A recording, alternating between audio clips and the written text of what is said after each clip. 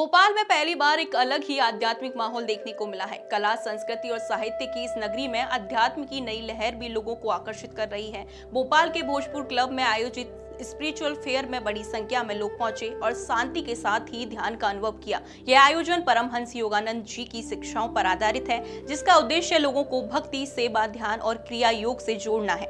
आनंद संघ द्वारा आयोजित 2 दिवसीय कार्यक्रम में श्रद्धालुओं को आत्मिक ज्ञान और जीवन के सही मार्ग के बारे में समझाया जा रहा है। कार्यक्रम में असिस्टेंट स्पिरिचुअल डायरेक्टर नया स्वामी आदित्य जी और क्रिया आचार्य वासुदेव जी लोगों को योगानंद जी की शिक्षाओं का महत्व बता रहे हैं।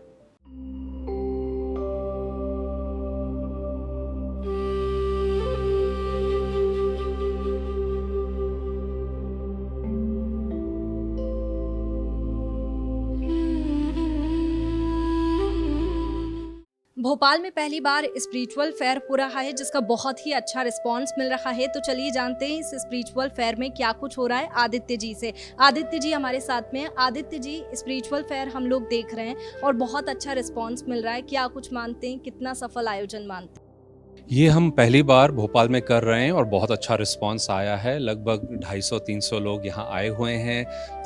साथ ही ऑनलाइन भी जा रहा है, कई दर्शक ऑनलाइन देख रहे होंगे। मुझे बताया गया 500 से ज़्यादा लोग ऑनलाइन देख रहे हैं। नंबर्स उतने इम्पॉर्टेंट नहीं हैं, लेकिन योगानंद जी की जो टीचिंग्स हैं, जिन्होंने भी उन्हें प्रैक्टिस किया है, उनकी बुक पढ़ी है ऑटोबायोग्राफी ऑफ अ योगी, उसमें एक उम्मीद की किरण, एक आनंद, एक मार्गदर्शन मिलता है। तो हमें बड़ा आनंद आ रहा है कि लोगों का ऐसा रिस्पांस आया है और लोग आए हैं, इससे पता चल रहा है कि उनका इसमें इंटरेस्ट है। बिल्कुल, देखिए आज की जो जनरेशन है, जेन ज़ी जनरेशन, तो वो भी अध्यात्म की तरफ ज़्यादा बढ़ रही है।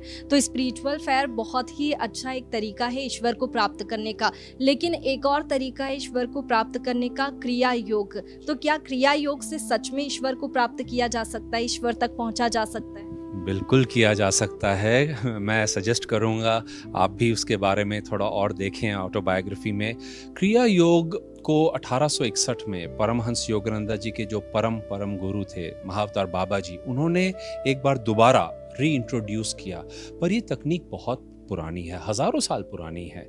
इसका उल्लेख भगवद गीता में किया गया है, पतंजलि योग सूत्रास में किया गया है, कई संत महात्माओं ने बहुत पहले से इसकी बात की है। तो ये एक यूनिवर्सल टीचिंग है, ये पुरानी नहीं है, ये प्राचीन है, ये टाइमलेस है।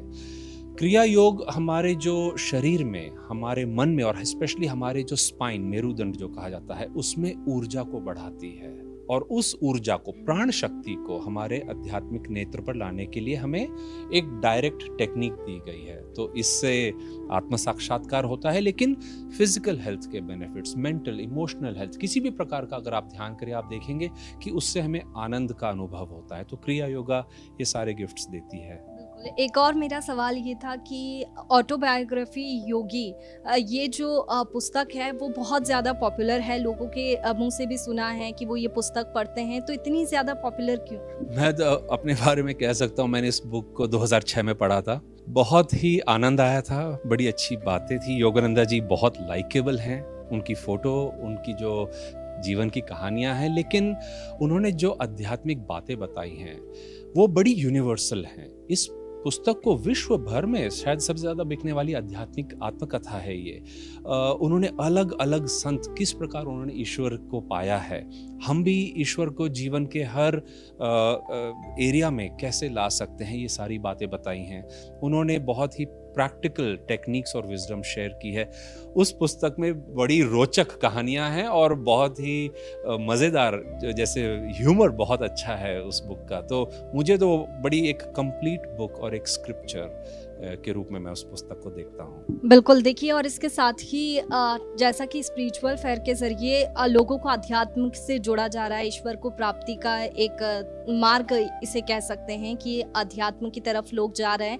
लेकिन योग की अगर बात करें तो योग और क्रिया, तमाम बातें यहाँ पर स्पिरिचुअल फेयर में बताई जा रही है। तो योग जीवन में कितना ज़्यादा महत्वपूर्ण है और क्यों ज़रूरी है? योग बहुत महत्वपूर्ण है। लोग जाने ना जाने, हम सभी योग करने का प्रयास कर रहे हैं।